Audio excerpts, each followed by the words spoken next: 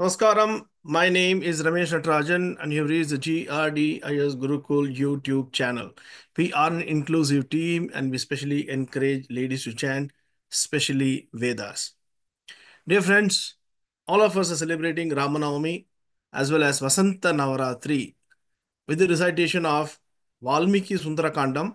and Durga Saptashati as per Guptavati. Over the 9 days, we'll be reciting both of these amazing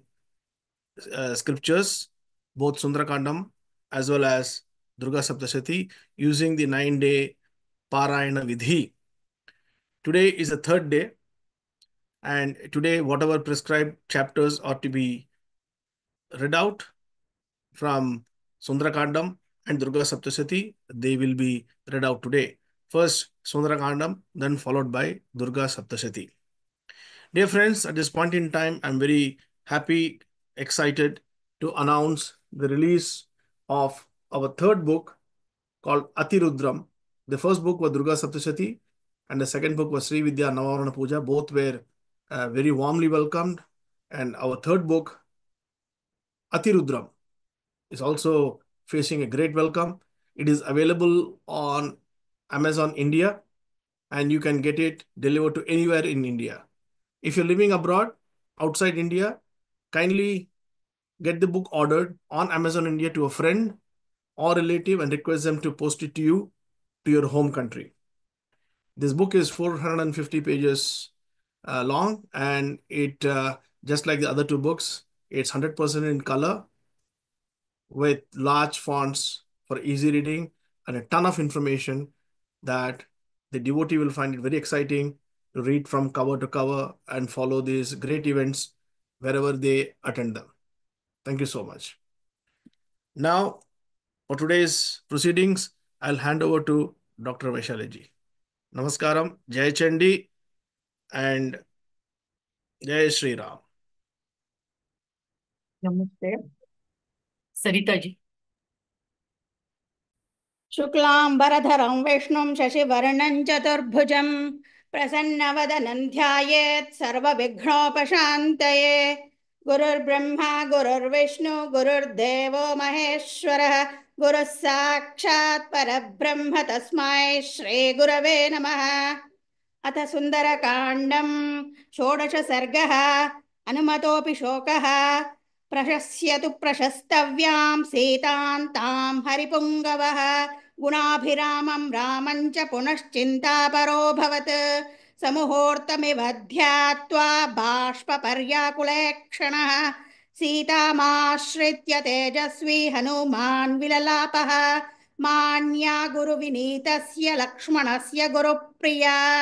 यदि सीता हि दुःखार्ता कालो हि दुरतिक्रमः रामस्य व्यवसायज्ञा लक्ष्मणस्य च धीमतः नात्यर्थं क्षुभ्यते देवी गङ्गेव जलदागमे तुल्यशीलवयोवृत्तान् तुल्याभिजनलक्षणां राघवोर्हति वैदेहीं तञ्चेयमसिते क्षणा तान् दृष्ट्वा नवहेमाभान् लोककान्तामिव श्रियम् जगाम मनसा रामं वचनं चेदमब्रवीत् अस्या हेतोर्विशालाक्ष्या हतो वाली महाबलः रावणप्रतिमो वीर्ये कबन्धश्च निपातितः विराधश्च हतः संख्ये राक्षसो भीमविक्रमः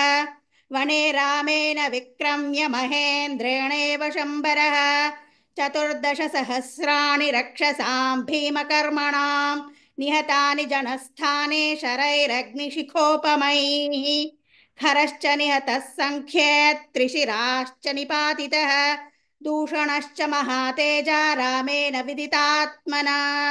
ऐश्वर्यं वानराणां च दुर्लभं वालिपालितम् अस्या निमित्ते सुग्रीवः प्राप्तवान् लोकविश्रुतः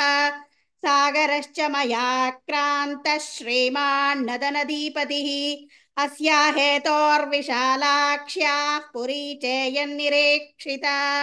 यदि रामः समुद्रान्तां मेदिनीं परिवर्तयेत् अस्याः कृते जगच्छापि युक्तमित्येव मे मतिः राज्यं वा त्रिषु लोकेषु सीता वा जनकात्मजा त्रैलोक्यराज्यं सकलं सीताया नाप्नुयात् कलाम् इयं सा धर्मशीलस्य जनकस्य महात्मनः सुता मैथिलराजस्य सीता भर्तृदृढव्रता उत्थिता मेदिनीं भित्त्वा क्षेत्रे हलमुखक्षते पद्मरेणुनिभायैक्येर्ना शुभाैक्येदारपांसुभिः विक्रान्तस्यार्यशीलस्य संयुगेष्वनिवर्तिनः स्नुषा दशरथस्यैषा ज्येष्ठा राज्ञो यशस्विनी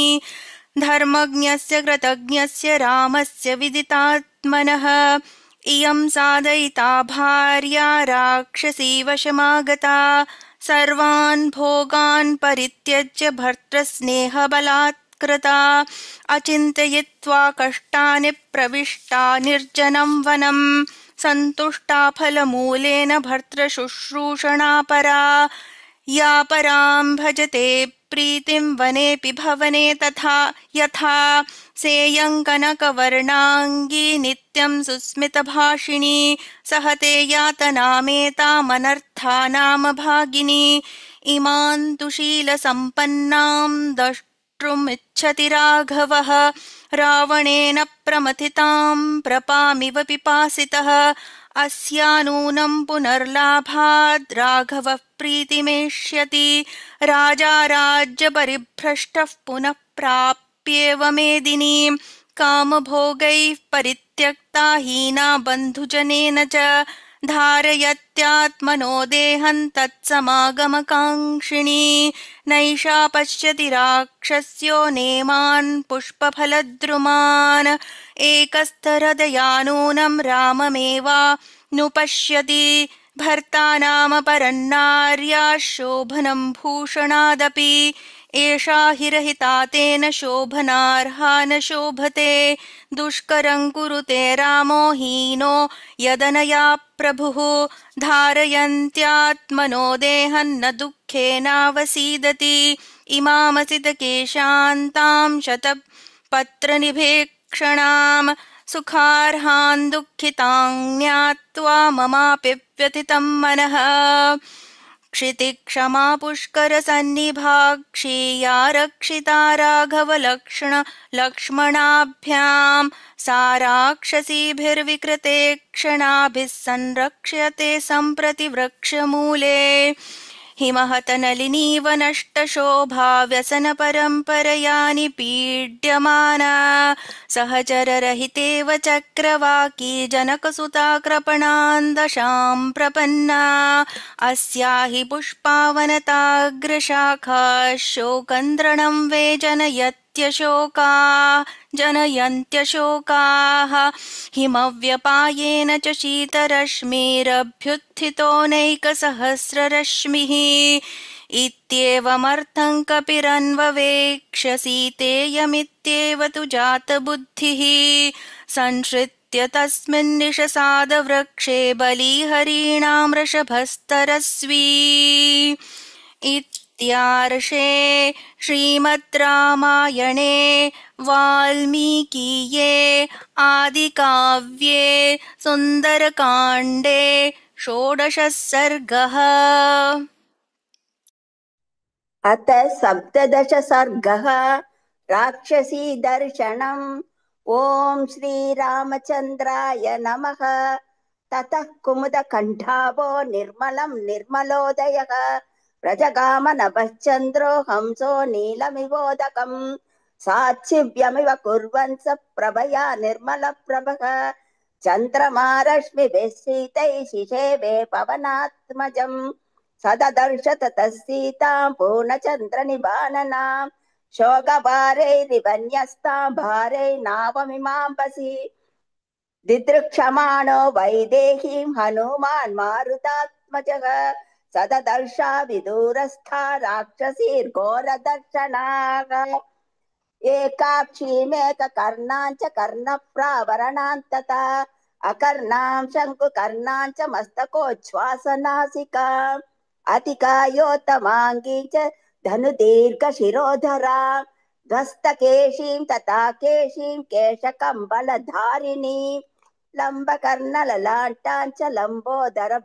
पयोधरां लम्बोष्टीं चिबुकोष्टीं च लम्बास्यां लम्बजानुकां ह्रस्वां दीर्घां च गुप्तां च विकटां वामनां तथा करालां भुग्नवक्त्रां च पिङ्गाक्षीं विकृताननां विकृताः पिङ्गलाः काली क्रोधनाः कलहप्रियाः कालाय समहाशूलकूटमुद्गरधारिणी वराहमृगशार्दूलमहिषा च शिवामुखाः गजोष्ट्रः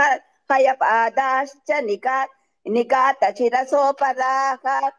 एकहस्तैकपादाश्च खरकर्णश्वकर्णिकाः कोकर्णीर्हस्तिकर्णी च हरिकर्णीस्तथा पराः अतिनाशाश्च काश्चिच्च तिर्यङ्नासा अनासिकाः गजसन्निभनाशाश्च ललाटोच्छ्वासनासिकाः अस्तिपादा महापादा गोपादा पादशूलिकाः अतिमात्र शिरोग्रीवा अतिमात्र कुचोदरीः अतिमात्रास्य नेत्राश्च दीर्घजिह्वाननास्तथा अजामुखीर्हस्तिमुखीर्गोमुखीर्सुकरीमुखीः ह्योष्ट्रकरवक्त्राश्च राक्षसीर्घोरदर्शनाः शूलमुद्गरहस्ताश्च क्रोधनाः कलहप्रियाः कराला धूम्रकेशिन्यो राक्षसीर्विकृताननाः पिबन्ति सततं पानं दुरामांस सदा प्रियाः मांस शोणितदिग्धाङ्गीर्मांस शोणितभोजनाः दाददर्श कपिश्रेष्ठो रोमहर्षण दर्शनाः स्कन्दवन्तमुपासीनाः परिवार्य वनस्पतिं तस्याधस्ता च तां देवीं राजपुत्रीमनिन्दितां लक्षयामास लक्ष्मीवान् हनुमान् जनकात्मजां निष्प्रभां शोकसन्तप्तां मलसङ्कुलमूर्धजां क्षीणपुण्याञ्च्युतां भूमौ तारां निपतितामिव चारित्रव्यपदेशाढ्यां भर्तृदर्शनदुर्गतां भूषणैरुत्तमैर्हीनां भर्तृवात्सल्यभूषितां राक्षसाधिपसंवृद्धां बन्धुभिश्च विनाकृतां वियूतां सिंहसंवृद्धां बद्धां गजवधूमिव चन्द्ररेखां पयोदात्ते शारदाभ्रैरिवावृताम् क्लिष्टरूपामसंस्पर्शा युक्तामिव वल्लकी क्लिष्टरूपामसंस्पर्शाद्युक्तामिव वल्लकी सतां भर्तृहिते युक्तामयुक्तां राक्षसां वशे अशोकवनिका मध्ये शोकसागरमाप्लुतां दाभिः परिवृतां तत्र सग्रहामिव रोहिणीं ददर्श हनुमान् सत्र लतामकुसुमामिव सामलेन च दिग्धाङ्गी वपुषा चाप्यलङ्कृता मृणाली पङ्कदिग्देव विवादि च नपादि च मलिनेन तु वस्त्रेण परिक्लिष्टेन भामिनीं संवृता मृगशावाक्षीं ददर्श हनुमान् कपिः तां देवीं दीनवदनामदीनां भर्तृतेजसा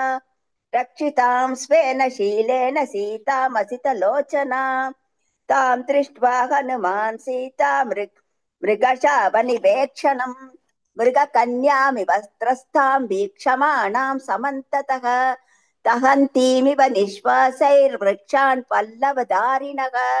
सङ्घातमिव लोकानां दुःखस्योर्मिमिवोत्थिता तां क्षमां सुविभक्ताङ्गीं वीणाभरणशोभिनीं प्रकर्षमतलं लेभे मारुतिः प्रेक्ष्य मैथिलीं हर्षजानि च सोऽश्रूणि तां दृष्ट्वा मदिरेक्षणाम् उमोच हनुमांस्तत्र नमश्चक्रे च राघवं नमस्कृत्वा च रामाय लक्ष्मणाय च वीर्यवान् सीता दर्शन संहृष्टो हनुमान् संवृतोऽभवत्। ओम इत्यार्षे श्रीमद् रामायणे वाल्मीकिये आदिकाव्ये सुन्दरकाण्डे 17 सर्गः।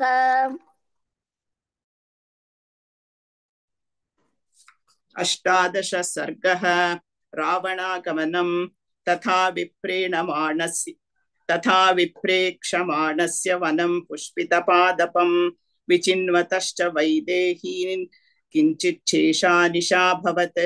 षडङ्गवेदविदुषान् क्रतुप्रवरयाजिनां शुश्राव ब्रह्मघोषांश्च विरात्रे ब्रह्मरक्षसाम् अथ मङ्गलवादित्यै शब्दैः श्रोत्रमनोहरैः प्राबुध्यत महाबाहुर्दशग्रीवो महाबलः विबुध्यतु यथा कालं राक्षसेन्द्रः प्रतापवान् स्रस्तमाल्याम्बरधरो वैदेही मन्वचिन्तयत्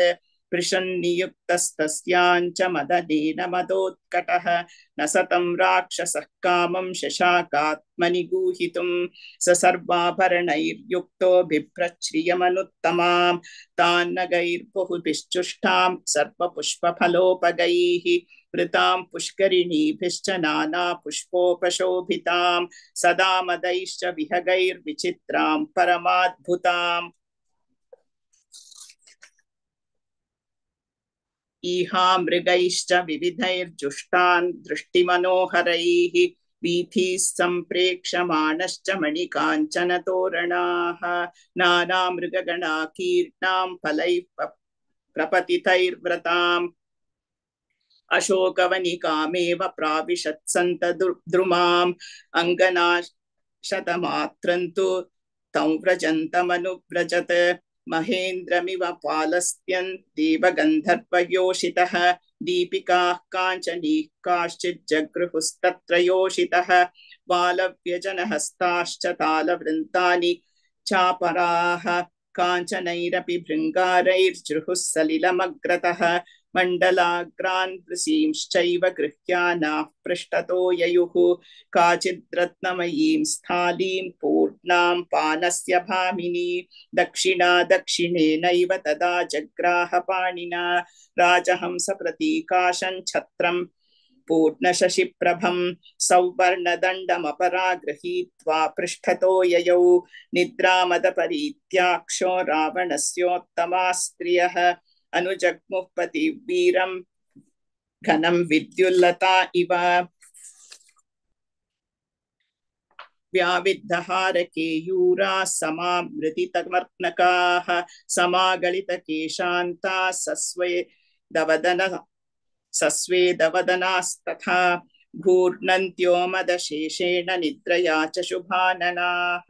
श्वेदक्लिष्टाङ्गकुसुमाः सुकुमाल्या कुलमूर्धजाः प्रयान्तन्नैरुतपतिं नार्यो मदिरलोचनाः बहुमानाश्च कामाच्च प्रिया भार्यास्तमन्वयुः स च कामपराधीनः पतिस्तासां महाबलः सीतासक्तमनामन्दो मन्दाचितगतिर्बभौ ततः काञ्चयिनिनादञ्च नूपुराणाञ्च निस्वनं शुश्राव परमस्त्रीणां सकपिर्मारुतात्मजः तञ्चाप्रति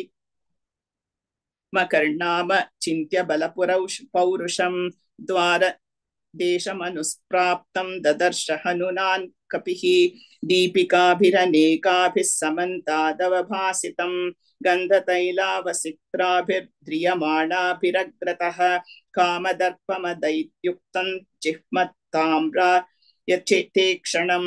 समक्षमिव कन्दर्पमपविद्धशरासनम् मथितामृतफेनाभ मरजो वस्त्रमुत्तमं सलीलमनुकर्षन्तौ विमुक्तं सक्त मंगदे तं पत्रविटपे लीनः पत्रपुष्पघनावृतः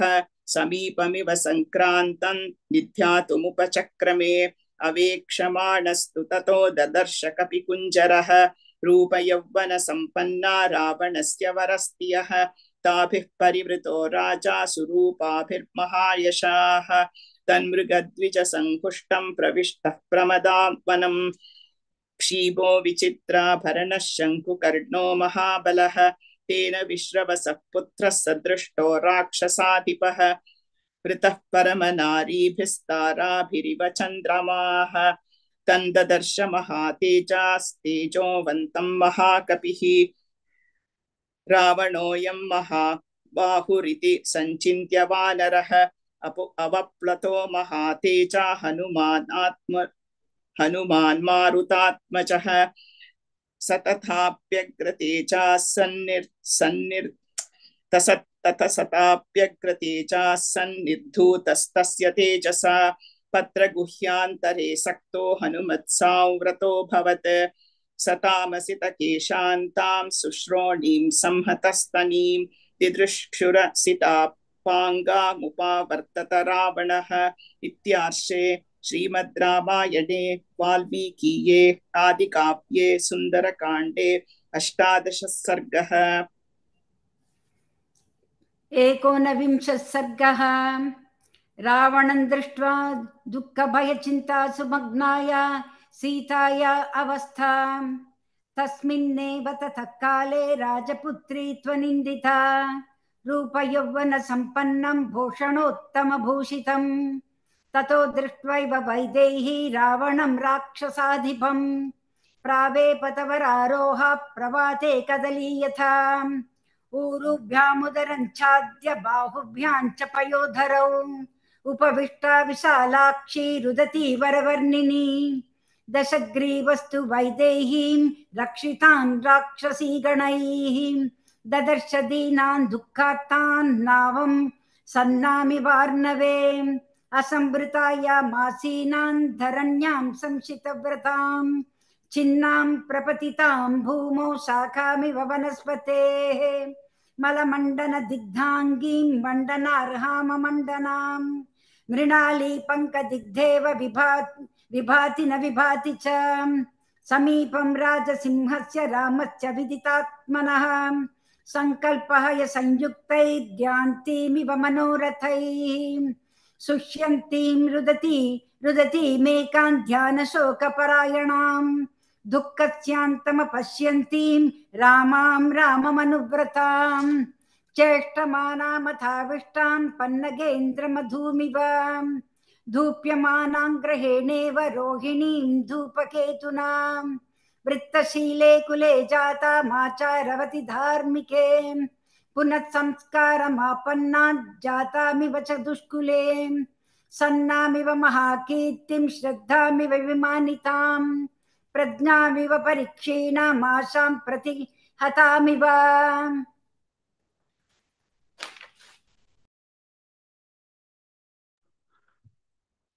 आयतीमिव विध्वस्तामाज्ञां प्रतिहतामिव दीप्तामिव दिशङ्काले पूजामपहृतामिव पद्मिनीमिव विध्वस्तां हतशूरां चमूमिव प्रभामिव तमोद्वस्तामुपक्षीणामवापगाम् वेदीमिव परामृष्टां शान्तामग्निशिखामिव पौर्णमासीमिव निशां राहुग्रस्तेन्दुमण्डलाम् उत्कृष्टपर्णकमलां वित्रासितविहङ्गमां हस्तिहस्तपरामृष्टा माकुलां पद्मिनीमिव पतिशोकतुरां शुष्कां नदीं विस्रावितामिव परया मृजया हीनां कृष्णपक्षनिशामिव सुकुमारीं सुजाताङ्गीं रत्नगर्भगृहोचितां तप्यमानामिवोष्णेन मृणालीमचिरोद्धृतां गृहीतामाळितां स्तम्भे यूधपेन विनाकृतां निःश्वसन्तीं सुदुःखार्तां गजराजवधूमिव एकया दीर्घया वेण्या शोभमानामयत्नतः नीलया नीरादपाये वनराज्यामहीमिव उपवासेन शोकेन ध्यानेन च भयेन च परीक्षीणां कृशान् दीनामल्पाहारां तपोधनाम् आयाचमानां दुःखार्थां प्राञ्जलिं देवतामिव भावेन रघुमुख्यस्य दशग्रीवपराभवम् समीक्षीणां रुदति मनिन्दितां सपक्ष्मतां यतसुल शुक्ललोचनाम् अनुव्रतां राममतीव मैथिलीं प्रलोभयामास वधाय रावणः। इत्यार्षे श्रीमद् रामायणे वाल्मीकिये आदिकाव्ये सुन्दरकाण्डे 19 सर्गः।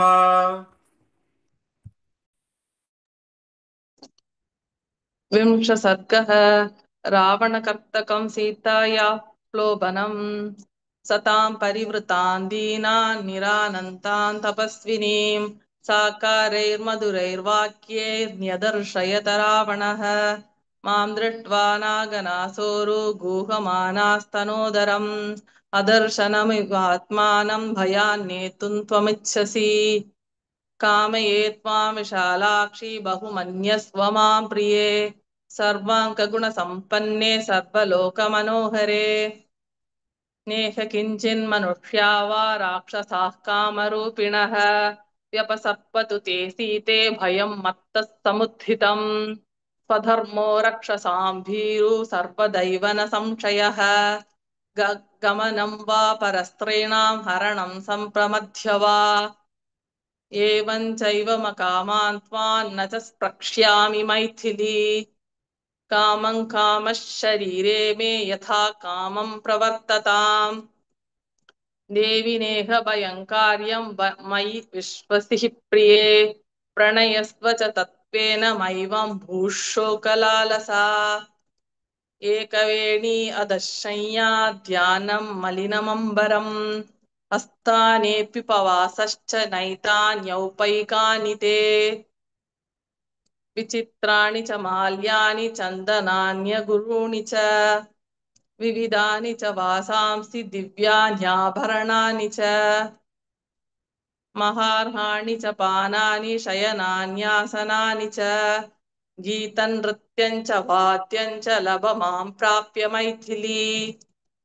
स्त्रीरत्नमसि मैवं कुरु गात्रेषु भूषणम्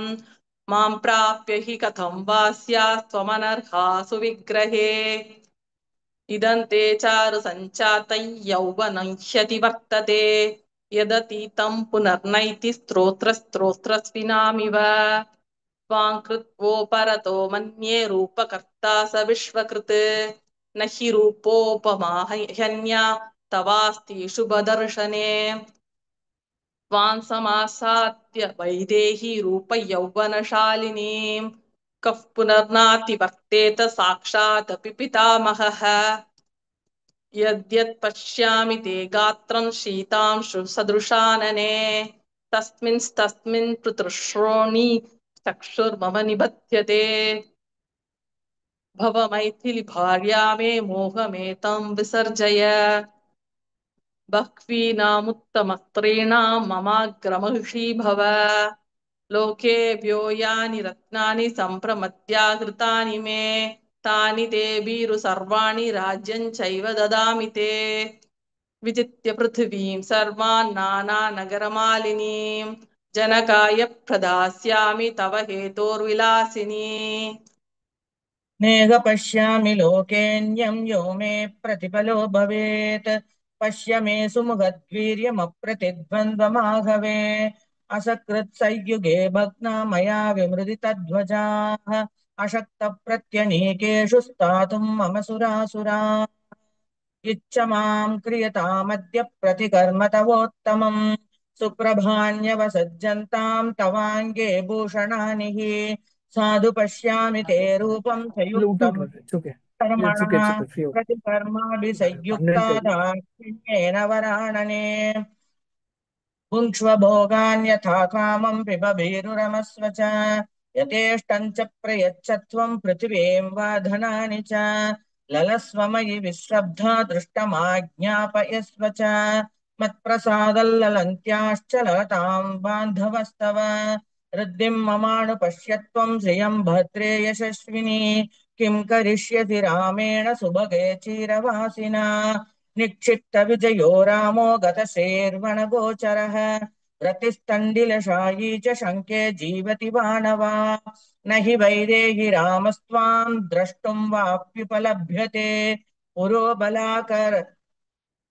बलाकैरसितैर्मेघैर्ज्योत्स्नामिवावृताम् न चापि मम हस्तात् त्वां प्राप्तुमर्हति राघवः हिरण्यकशिपुः कीर्तिमिन्द्रहस्तगतामिव चारुस्मिते चारुदति चारुनेत्रे विलासिनी मनोहरसि मे भीरु सुपर्णः पन्नगैयता क्लिष्टकौशेयवसनां तन्वीमप्यनलङ्कृताम् त्वां दृष्ट्वा स्वेषु दारेषु रतिं नोपलभाम्यहम् अन्तःपुरनिवासिन्यस्त्रियः सर्वगुणान्विताः यावत्यो मम सर्वासामैश्वर्यं कुरु जानकी मम ह्यसि तर्केषां ते त्रैलोक्यप्रवरस्त्रियः तास्त्वां परिचरिष्यन्ति श्रियमप्सरसो यथा यानि वै श्रवणे शुभ्रुरत्नानि च धनानि च तानि लोकां च शुश्रोणि मया भुङ्क्ष्व यथा सुखम् न रामस्तमसा देवि न बलेन विक्रमैः न धनेन मया तुल्यस्तेजसा यशसापि वा विभविभकररमस्व पुङ्क्ष्व भोगान् धननिचयं प्रदिशामि मेदिनीं च मयिलललने यथा सुखत्वं त्वयि च समेत्य ललन्तु बान्धवास्ते कुसुमिततरुजालसन्ततानि भ्रमरयुतानि समुद्रतीरजानि कनकविमलहारभूषिताङ्गी विगरमया सगभीर्काननानि इत्यास्ये श्रीमद् रामायणे वाल्मीकिये आदिकाव्ये सुन्दरकाण्डे 20 सर्गः। ओम श्रीरामचन्द्राय नमः।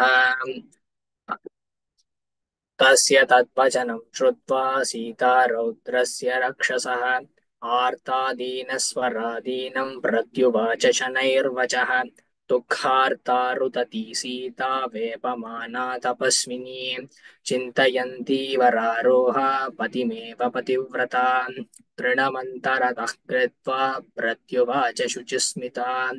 निवर्तयामनो मत्तस्वचने क्रियतां मनः न मां प्रार्थयितुं युक्तं सुसिद्धिमिव पापकृत् अकार्यन्न मया कार्यमेकपत्न्या विगर्हितं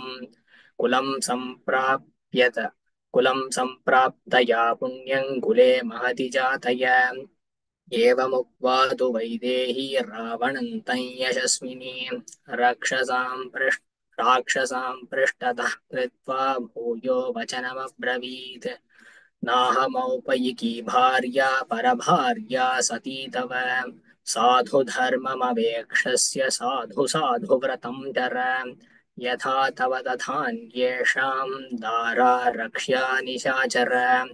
आत्मानमुपमां कृत्वा स्वेषु दारेषु रम्यताम् आतुष्टं स्वेषु दारेषु चपलं चलितेन्द्रियं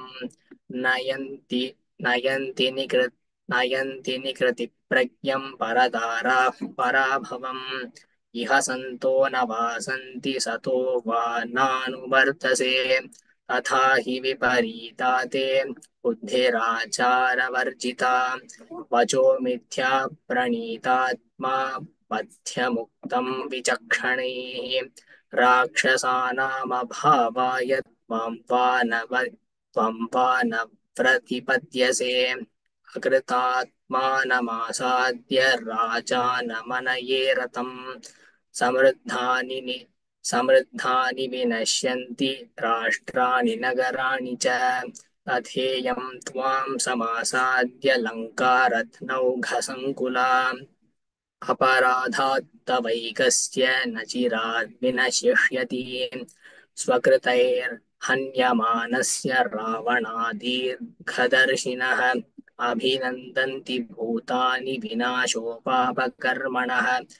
एवं त्वां पापकर्माणं वक्ष्यन्ति निकृता जनाः दिष्ट्यैतद्व्यसनं प्राप्तो रौद्र इत्येव हर्षिताः शक्या लोभयितुं नाहमैश्वर्येण धनेन वा अनन्या राघवेणाहं भास्करेण प्रभायथा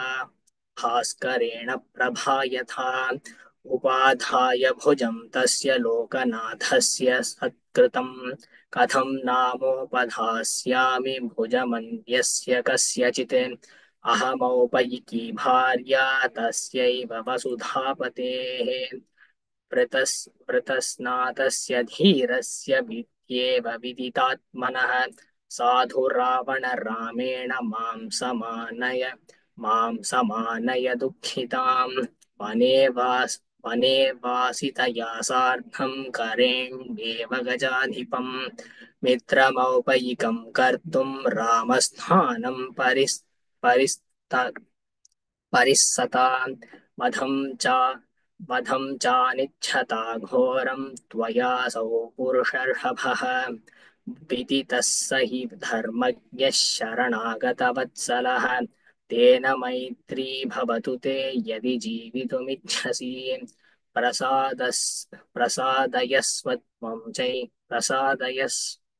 प्रसादयस्वत्वं चैनं शरणागतवत्सलं मां चास्मै प्रयतो भूत्वा निर्यातयितुमर्हसि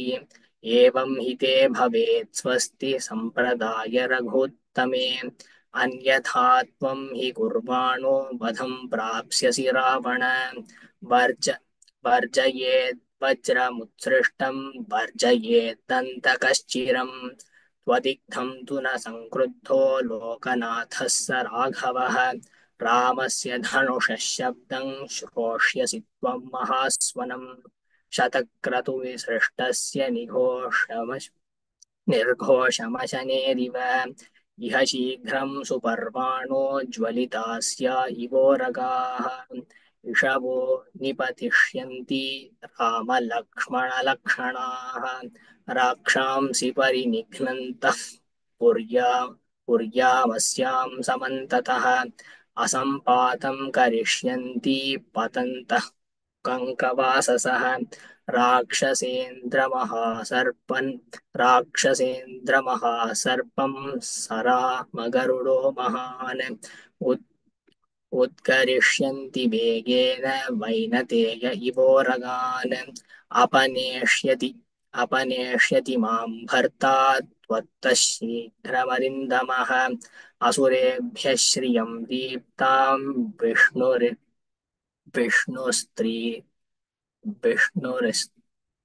विष्णुस्त्रिभिरिवक्रमः जनस्थाने हतस्थाने निहते रक्षसां बले अशक्तेन त्वया रक्ष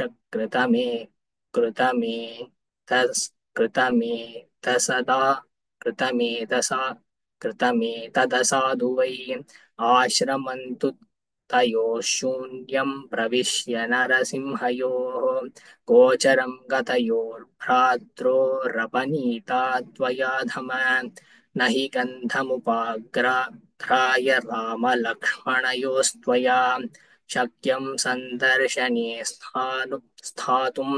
शुनाशार्दूलयोरिव तस्य ते विग्रहे ताभ्यां युगग्रहणमस्थिरम् वृत्रयेवेन्द्रबाहुभ्यां बाहोरेकस्य विग्रहः क्षिप्रं तव सनाथो मे रामः सौमित्रिणा सह तोयमल्पमिवादित्यः प्राणनादास्य ते शरैः गिरिं कुबेरस्य गतोऽथवालयं सभाङ्गतो वावरुणस्य राज्ञः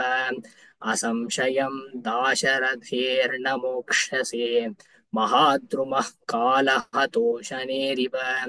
इत्यार्षे श्रीमद् रामायणे वाल्मीकिये आदिकाव्ये सुन्दरकाण्डे एकविंशः सर्गः। द्वादशस्वर्गः। श्रीरामचन्द्राय नमः। सीताया वचनं श्रुत्वा परुषं राक्षसेश्वरः प्रत्युवाच ततः सीतां प्रियं प्रियदर्शनां यथा यथा सान्त्वयिता वश्य स्त्रीणां तथा तथा यथा यथा प्रियं भुक्ता परिभूतस्तथा तथा संनियच्छति मे क्रोधं त्वयि कामसमुत्थितः प्रमतो मार्गमासाद्य हयानिमसुसारथिः वामः कामो मनुष्याणां यस्मिन् किल निबध्यते जने तस्मिन् स्वनुक्रोशः स्नेहश्च किल जायते ये तस्मान् कारणान् न त्वां घातयामि वदानने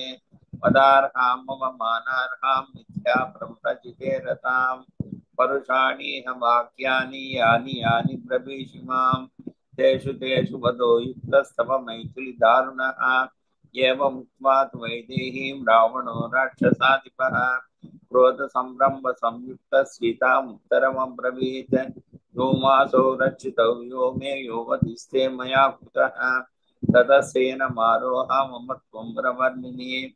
ऊर्ध्वं द्वाभ्यां मासाभ्यां भर्तारां मामनिच्छति मम त्वां प्रातराशार्थमारभन्ते महानसे तां तर्जमानां सम्प्रेक्ष्य राक्षसेन्द्रेण जानकीं देवगन्धर्वकन्यास्ता विदुषेत्कृते क्षणाः ओष्ठप्रकादैरपरा वक्त्रे नेत्रे सदा पराः सीतामाश्वासयामासुसज्जितां तेन रक्षसा ताभिराश्वासिता सीता रावणं राक्षसाधिपम् उवाचात्महितं वाक्यं वृत्तसौन्दर्यगर्वितं नूनं न ते जनः कश्चिदस्ति निःश्रेयसे स्थितः निवारयति यो न त्वा कर्मणोऽस्माद्युगरहितात् मां हि धर्मात्मनः पत्नीं सचीमिव सचीपतेः त्वदन्यस्त्रिषु लोकेषु प्रार्थयेन्मनसा विकः राक्षसानम रामस्य भार्याममिततेजसः उक्तवाससि यत्पापं त्वं गतस्तस्य मोक्षसे यथा दृप्तश्च मातङ्गशस्य सहिते वने तदा द्विरदभद्रामस्त्वं नीचशकवस्मृतः सत्वमिक्ष्वाकुनात्मं वै क्षिपन्निह न लज्जसे चक्षुषोर्विषयं तस्य नता वदुपगच्छसि इमे ते नयने क्रूरे विरूपे कृष्णपिङ्गले चितो न पतिते कस्मान् मम नार्य निरीक्ष्यतः तस्य धर्मात्मनः पत्नीं स्नुषां दशरथस्य च कथं व्याहरतो मां तेन जिह्वा व्यवसीर्यते असन्देशात् रामस्य तव तस्यानुपालनात् न त्वां कुर्मिदशग्रीव भस्मार्हतेजसा नामहर्तुमयं शक्या त्वया रामस्य धीमतः विधिस्तव वदार्थाय विहितो नात्र संशयः सूर्येण धनदभ्रात्रा बलैः समुदितेन च अपोह्य रामं तस्माद्धितारचौर्यं त्वया कृतं सीताया वचनं श्रुत्वा रावणो राक्षसाधिपः विवृत्तनयने क्रूरे जानकीमन्वपश्यता नीलजीमुत संकाशो महाभुज शिरोधरः सिंह सत्वगतिः श्रीमान् दीप्तजिह्वोग्रलोचनः शलाग्रमुकुटप्रांशुच्चित्रमाल्यानुलेपनः रक्तमाल्यांबरधरस्तप्ताङ्गदविभूषणः श्रोणीसूत्रेण महता मेचकेन सुसंवृतः अमृतोत्पादने नद्धो भुजङ्गेनेव मन्दरः ताभ्यां सपरिपूर्णाभ्यां भुजाभ्यां राक्षसेश्वरः सुषुभे चलसङ्काश शृङ्गाभ्यामिव मन्दरः तरुणादित्यवर्णाभ्यां कुण्डलाभ्यां विभूषितः रक्तपल्लवपुष्पाभ्याम् अशोकाभ्यामिवाचलः सकल्पवृक्षप्रतिमो वसन्त इव मूर्तिमान् श्मशानचैत्यप्रतिमो भूषितोऽपि भयङ्करः अवेक्षमाणो वैदेहीं कोपसंरक्तलोचनः उवाच रावणः सीतां भुजङ्ग इव निःश्वसन् अनयेनाभिसम्पन्न मर्तहीनमनुव्रते नाशयाम्यहमद्य त्वां सूर्यः सन्ध्यामिव ऊजसा इत्युक्त्वा मैथिलीं राजा रावणः शत्रुरावणः सन्ददर्श ततः सर्वा राक्षसीर्घोरदर्शना एकाक्षीमेककर्णाञ्च कर्णप्रावरणान् तथा गोकर्णीं हस्तिकर्णीं च लम्बकर्णीमकर्णिकां हस्तिपद्मश्च पद्यौ च गोपदीं पादचूलिकाम् एकाक्षीमेकपादीं च पृथुपादीमपादिकाम् अतिमात्र शिरोग्रीवामतिमात्र कुचोदरीम् अतिमात्रास्य नेत्राञ्च दीर्घजिह्वानखामपि अनासिकां सिंहमुखीं गोमुखीं सुकरीमुखीं यथा मद्वशगा सीता क्षिप्रं भवति जानकी तथा कुरुत राक्षस्य सर्वाः क्षिप्रं समेत्य वा प्रतिलोमानुलोमैश्च सामदानादिभेदनैः आवर्जयत वैदेहीन् दण्डस्योद्यमनेन च इति प्रतिसमादिश्य राक्षसेन्द्रः पुनः पुनः काममन्विपरीतात्मा जानकीं प्रतिगर्जत उपगम्य ततः क्षिप्रं राक्षसी धान्यमालिनी परिष्वज्य दशग्रीवमिदं वचनमब्रवीत् मया क्रीड महाराज सीतया किन्तवानया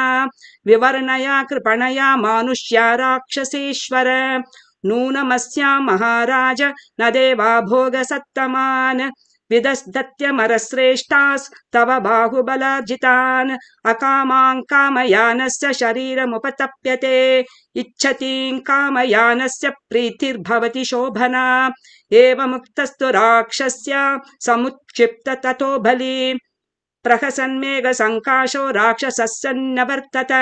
प्रस्थितः स दशग्रीवः कंपयन्निव मेदिनी ज्वलद्भास्कर संकाशं प्रविवेश निवेशनं देवगन्धर्वकन्याश नागकन्याशतास्ततः परिवार्य दशग्रीवं प्रविशुस्ता गृहोत्तमं स मैथिलीं धर्मपरामवस्थितां प्रवेपमानां परिभर्त्य रावणः विहाय सीतां मदनेन मोहितः स्वमेव वेश्म प्रविवेश रावणः इत्यार्षे श्रीमद् रामायणे वाल्मीकीये आदिकाव्ये सुन्दरकाण्डे 12 सर्गः। अतः 13 सर्गः।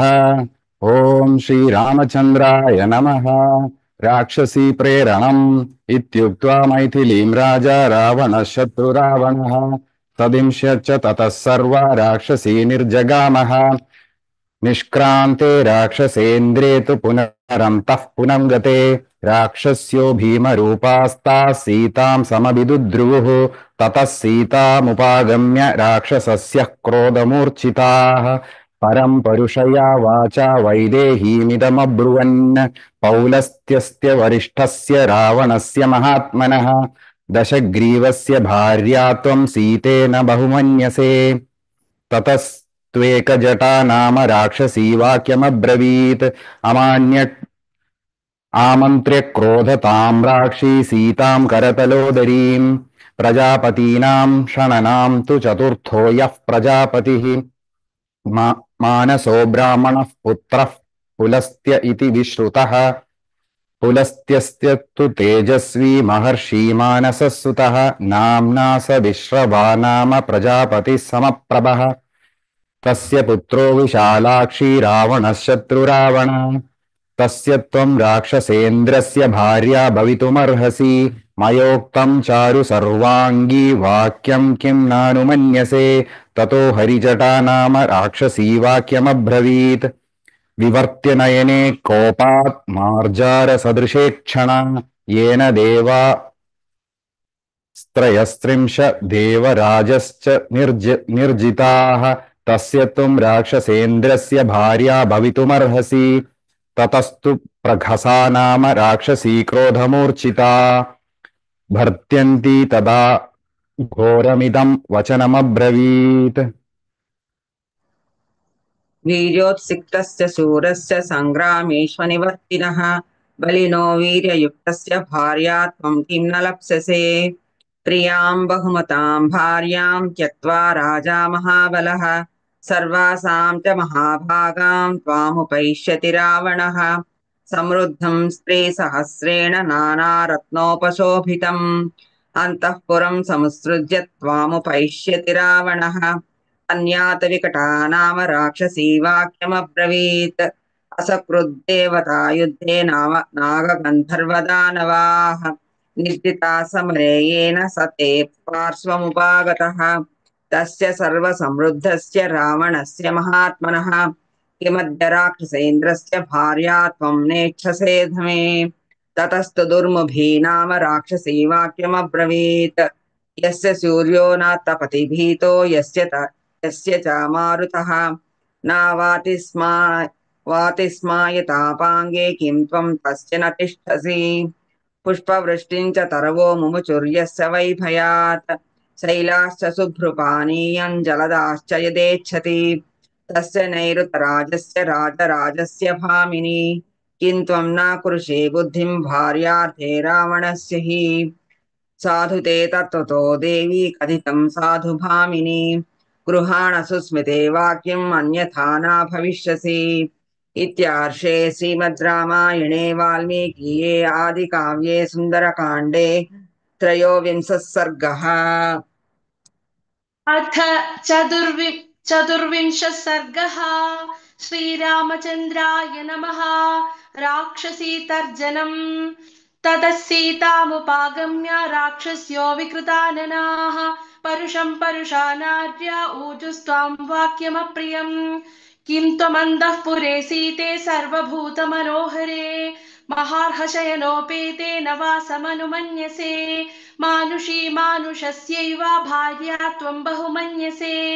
प्रत्याहर मनोरामन्नैवं जादु भविष्यसि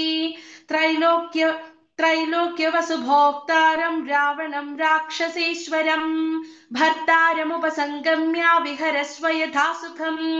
मानुषी मानुषं तं तु राममिच्छसि शोभने राज्याद्भ्रष्टमसिद्धार्थं विक्लबं त्वमनिन्दिते राक्षसीनां वच श्रुत्वा सीता पद्मनिभेक्षणा नेत्राभ्यमश्रुपूर्णाभ्यामिदं वचनमब्रवीद् यदिदं लोकविद्विष्टमुदाहरत सङ्गताः नैदन्मनसि वाक्यं मे किल्बिषं प्रतिभादिवः न मानुषी राक्षसस्य भार्या भवितुमर्हति कामं घाततमां सर्वा न करिष्यामि वो वचः दीनो वा राज्यहीनो वा यो मे भर्ता समे गुरुः तं नित्यमनुरक्तास्मि यथा सूर्यं सुवर्चला यथा शची महाभागा शक्रं समनुतिष्ठति अरुन्धती वसिष्ठं च रोहिणी शशिनं यथा लोपामुद्रा यथागस्त्यं सुकन्याच्यवनं यथा सावित्री सत्यवन्तं च कपिलं श्रीमती यथा सौदा सम्मदयन्ती वा केशिनी सागरं यथा नैषधं दमयन्ती वा भैमी पदिमनुव्रता तदाहमिक्ष्वाकुवरं रामं पदिमनुव्रता सीताया वचनं श्रुत्वा राक्षस्यः क्रोधमूर्छिता भर्षयन्ति स्म परुषैर्वाक्यै रावणचोदिताः अवलीन स निर्वाक्यो हनुमान् शिंशुपाद्रुमे सीतां सन्दर्जयन्तीस्ता राक्षसीरशृणोत्कपिः तामभिक्रम्य संक्रुद्धा वेपमानां समन्ततः वृषं संलिलिहुर्दीप्तान् प्रलम्बान् दशनच्छदान् ऊजुश्च परमक्रुद्धाः प्रगृह्याशु परश्वधान् नेयमर्हति भर्तारं रावणं राक्षसाधिपं संभर्स्यमाना भीमाभिराक्षसीभिर्वरानना सा बाष्पमुपमार्जन्ती शिंशुपां तामुपागमत् तदस्तां शिंशुपां सीता राक्षसीभिः समावृता अभिगम्य विशालाक्षी तस्थो शोकपरिप्लुता तां कृशां दीनवदनां मलिनाम्बरधारिणीं भर्सयां चक्रिरे सीतां राक्षस्यस्ता समन्ततः तदस्तां विनता नाम राक्षसी भीमदर्शना अब्रवीत् कुपिताकारा कराला निर्नतोदरी सीते पर्याप्तमेतावद् भर्तु स्नेहो निदर्शितः सर्वत्राधिकृतं भद्रे व्यसनायोपकल्पते परितुष्टास्मि भद्रं ते मानुषस्ते कृतो विधिः ममापि तु वजः पत्यं ब्रुवन्द्याः कुरु मैथिली रावणं भज भर्तारं सर्वरक्षसां विक्रान्तं रूपवन्तं च सुरेशमिव वासवं दक्षिणं त्यागशीलं च सर्वस्य प्रियवादिनम्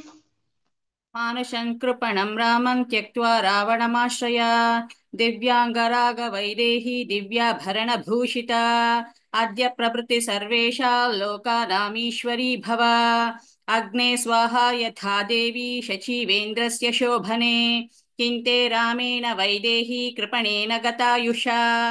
एतदुक्तं च मे वाक्यं यदि तन्न करिष्यसि अस्मिन् मुहूर्ते सर्वास्त्वां भक्षयिष्यामहे वयम् अन्या तु विकटा नाम लम्बमाना पयोधरा अब्रवीत् कुपिता सीता मुष्टिमुद्यम्य गर्जति बहून्या प्रियरूपाणि वचनानि सुदुर्मते अनुक्रोशान्मृतत्वच्छा शोढानि तव मैथिली न च नः कुरुषे वाक्यं हितं कालपुरस्कृतम्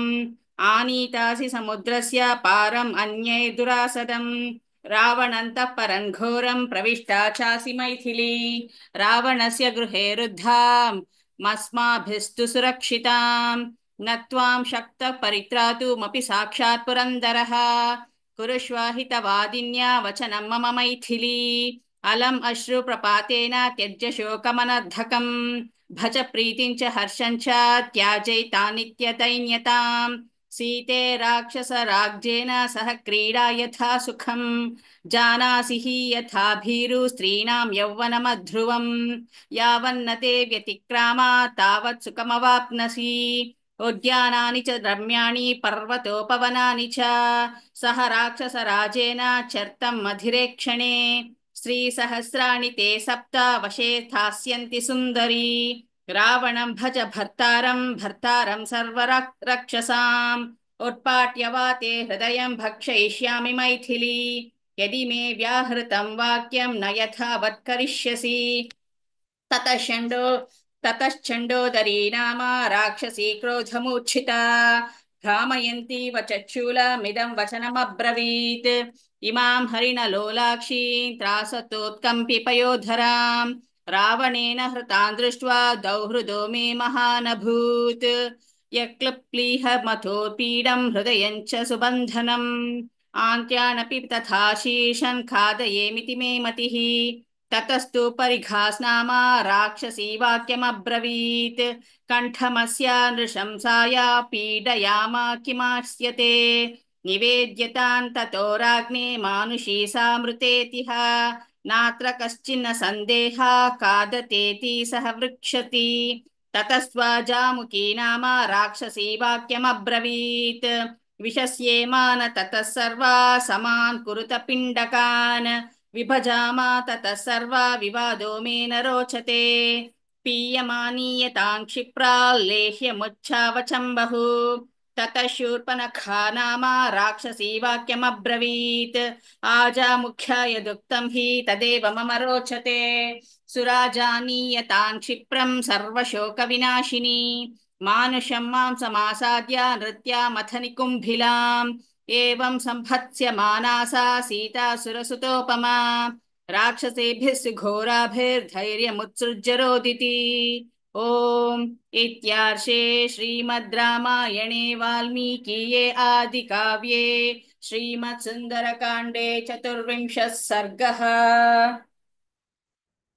अथ पञ्चविंशः सर्गः। ॐ श्रीरामचन्द्राय नमः। तथा तासां वदन्तीनां परुषं दारुणं बहु राक्षसीनाम सौम्यानां रुरोधजनकात्मजा एवमुक्ता तु वैदेही राक्षसीभिर्मनस्विनी उवाच परमत्रस्था बाष्पगद्गतया गिरा न मानुषी राक्षसस्य भार्या भवितुमर्हति कामं खादत मां सर्वा न करिष्यामि वो वचः सा राक्षसी मध्ये गता सीता सुरसुतोपमा न शर्मलेभे दुःखार्ता रावणेन च तर्जिता पेपते स्माधिकं सीता विशन्ति वाङ्गमात्मनः वने यूथ परिभ्रष्टा मृगी कोकैरिवार्दिता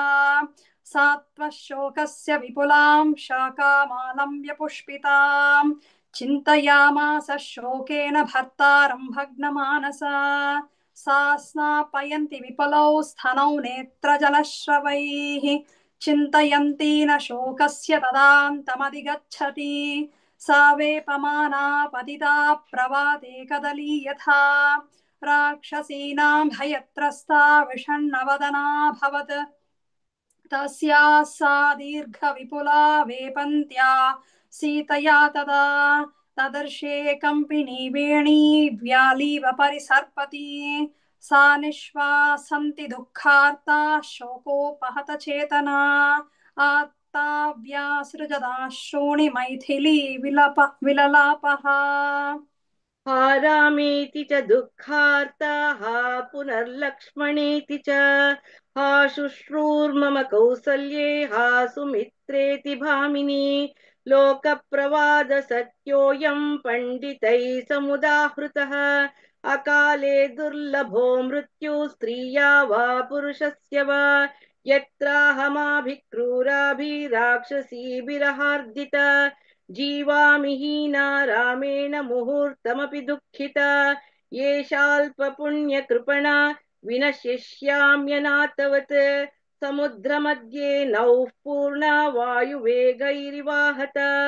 भर्तारं तमपश्यन्ति राक्षसी वशमागता सीधामि खलु शोकेन कूलं तोयहतं यथा तं पद्मदलपत्राक्षं सिंहविक्रान्तगामिनं धन्याः पश्यन्ति मेनातं कृतज्ञं प्रियवादिनं सर्वथा तेन हीनाय रामेण विदितात्मना तीक्ष्णं विषमिवासाध्या दुर्लभं मम जीवनं कीदृशं तु महापापं मया देहान्तरे कृतं तेनेदं प्राप्यते घोरं महादुःखं सुदारुणं जीवितं त्युक्तमिच्छामि शोकेन महता वृता राक्षसी रक्षान्त्य रामो नासाध्यते मया दिघस्तु खलु मानुष्यं धिगस्तु परवश्यतां न शक्यं यत्परित्युक्तमात्मछन्देन जीवितम् इत्यार्षे श्रीमद् रामायणे वाल्मीकिये आदिकाव्ये सुन्दरकाण्डे पञ्चविंशः सर्गः। अथ षड्विंशः सर्गः। श्रीरामचन्द्राय नमः। सीतायाः करुणो विलापस्वप्राणपरित्यागनिश्चयश्च प्रसक्ताश्रुमुखी त्वेवं ब्रुवती जनकात्मजा अधोगतमुखी बाला विलप्तुमुपचक्रमे उन्मत्तेव प्रमत्तेव भ्रान्तचित्तेव शोचति उपावृत्ता किशोरीव विचेष्टन्ति महीतले राघवस्य प्रमत्तस्य रक्षसा कामरूपिणा रावणेन प्रमथ्याः मानीताक्रोशति बलात् राक्षसी वशमापन्ना भत्स्यमाना च दारुणं चिन्तयन्ति सुदुःखार्ता नाहं जीवितुमुत्सहे न हि मे जीवितेनार्थो नैवार्थैर्न च भूषणैः वसन्त्या राक्षसी मध्ये विना रामं महारथम् अश्मसारमिदन्नूनमथवाप्यजरामरं हृदयं मम येनेदन्न दुःखेन विशीर्यते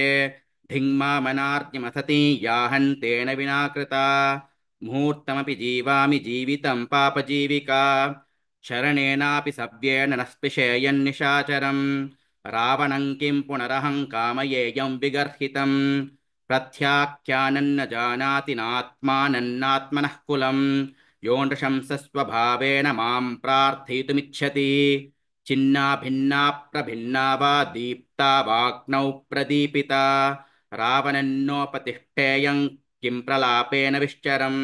ख्यातः प्राज्ञः कृतज्ञश्च सानुक्रोशश्च राघवः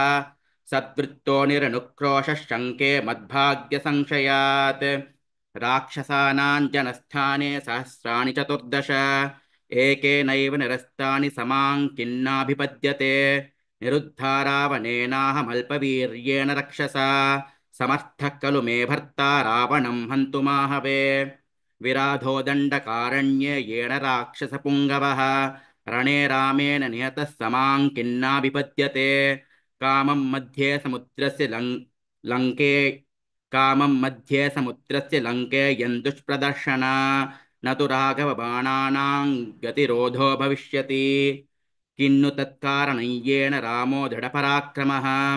रक्षसापहृतां भार्यामिष्टां यो नाभिपद्यते इह स्थां मान्न जानीते शङ्के लक्ष्मणपूर्वजः जानन्नपि स तेजस्वी धर्षणां मर्शयिष्यति कृतेति मा योऽधिगत्य राघवाय निवेदयेत् रुद्रराजोऽपि सरणे रावणेन निपातितः कृतं कर्म महत्तेन मान्ताभ्यवपद्यता तिष्ठता रावणवधे वृद्धेनापि जटायुषा यदि मामिह जानीयाद् वर्तमानां हि राघवः अद्य बाणिरभिक्रुद्ध कुर्याल्लोकवराक्षसं निर्दहेच्च पुरीं लङ्कान् निर्दहेच्च महोदधिं रावणस्य च नीचस्य कीर्तिन्नाम च नाशयेत् ततो निहतनाथानां राक्षसीनां गृहे गृहे यथाहमेवं रुदति तथा भूयो न संशयः अन्विष्य रक्षसां लङ्कां कुर्यात् रामस्य लक्ष्मणः नैताभ्यां नृपुर्दृष्टो मुहूर्तमपि जीवति चिता धूमा कुलपथा गृध्रमण्डलमण्डिता अचिरेणैव कालेन श्मशानसदृशी भवेत् अचिरेणैव कालेन प्राप्स्यां येनं मनोरथम् दुष्प्रस्थानोऽयमाभाति सर्वेषां वो विपर्ययः यादृशानि तु दृश्यन्ते लङ्कायामशुभानि तु अचिरेणैव कालेन भविष्यति हतप्रभा नूनं लङ्का हते पापे रावणे राक्षसाधिपे शोषमेष्यति दुर्दर्शा प्रमदा विधवा यथा पुण्योस्तव समृद्धा च नष्टभर्त्री स राक्षसा भविष्यति पुरी लङ्का नष्टभर्त्री यथाङ्गना नूनं राक्षसकन्यानां रुदतीनां गृहे गृहे श्रोष्यामि न चिरादेव दुःखार्तानामिह ध्वनिं सान्धकारा हतद्योता हतराक्षसपुङ्गवा भविष्यति पुरी लङ्का निर्दग्धा रामसायकैः यदि नाम स शूरो मां रामो रक्तान्तलोचनः जानीयाद्वर्तमानान् या राक्षसस्य निवेशने जानीयाद्वर्तमानान् यान् राक्षसस्य निवेशने अनेन तु नृशंसेन रावणेनाधमेन मे समयो यस्तु निर्दिष्टस्तस्य कालोऽयमागतः स च मे विहितो मृत्युरस्मिन् दुष्टेन वर्तते अकार्यं ये न जानन्ति नैरृता पापकारिणः अधर्मात् तु महोत्पातो भविष्यति हि साम्प्रतम् नैते धर्मं विजानन्ति राक्षसापि हितानशनाः ध्रुवं मां प्रातराशार्थं राक्षसः कल्पयिष्यति साहं कथं करिष्यामि तं विना प्रियदर्शनम् रामन् रक्तान्तनयनमपश्यन्ति सुदुःखिता क्षिप्रं वैवस्वतं देवं पश्येयं पतिना विना न जानाज्जीवितिं रामः समां भरतपूर्वजः जानन्तौ तौ न कुर्यातां नोर्व्यां हि परिमार्गणम् नूनं मयमेव शोकेन सवीरो लक्ष्मणाग्रजः देवलोकमितो यातस्त्यक्त्वा देहं महीतले धन्या देवाः स गन्धर्वाः सिद्धाश्च परमर्षयः मम पश्यन्ति ये वीरं रामं राजीवलोचनम् अथवा न हि तस्यार्थो धर्मकामस्य धीमतः मया रामस्य राजेर्षेर्भार्यया परमात्मनः दृश्यमाने भवेत् प्रीतिः सौहृदं नास्त्यदृश्यतः नाशयन्ति कृतघ्नास्तु न रामो नाशयिष्यति किं वा मय्यगुणा केचित् किं वा भाग्यक्षयो हि मे या हि सितावरार्हण हीना रामेण भामिनी श्रेयो मे जीवितान् मर्तुं विहीनाया महात्मना रामाद क्लिष्टचारित्राच्छूराच्छत्रुनिबर्हणात् अथवा न्यस्तशस्त्रौ तौ वने मूलफलाशनौ प्रातरौ हि नरश्रेष्ठौ चरन्तौ वनगोचरौ अथवा राक्षसेन्द्रेण रावणेन दुरात्मना छद्मना घातितौ शूरौ भ्रातरौ रामलक्ष्मणौ साहमेवं विधे काले मर्तुमिच्छामि सर्वतः न च मे विहितो मृत्युरस्मिन् दुःखेति वर्तति धन्या खलु महात्मानो मुनयः सत्यसम्मताः जितात्मानो महाभागा येषान्न स्तः प्रियप्रिये प्रियान्न संभवे दुःखमप्रियादधिकं भवेत् ताभ्यां हि ते वियुज्यन्ते नमस्तेषां महात्मनां साहं त्यक्ता प्रियेणैव रामेण विदितात्मना प्राणान् त्यक्ष्यामि पापस्य रावणस्य गतावशम् इत्यार्षे श्रीमद् रामायणे वाल्मीकीये आदिकाव्ये सुन्दरकाण्डे षड्विंशः सर्गः। Thank you all the chanters. We have done with the Sundarakandam Parayanam today. And now we will start with the Devi Mahatmyam Parayanam. We will be covering 5th and 6th chapter. All the chanters are here. So I will request Deepak ji to start with the opening Namakshari. Start with Shuklambharam. ॐ शुक्लाम्बरधरं विष्णुं शशिवर्णं चतुर्भुजं प्रसन्नवदनं ध्यायेत् सर्वविघ्नोपशान्तये। ॐ गुरुर्ब्रह्मा गुरुर्विष्णु गुरुर्देवो महेश्वरः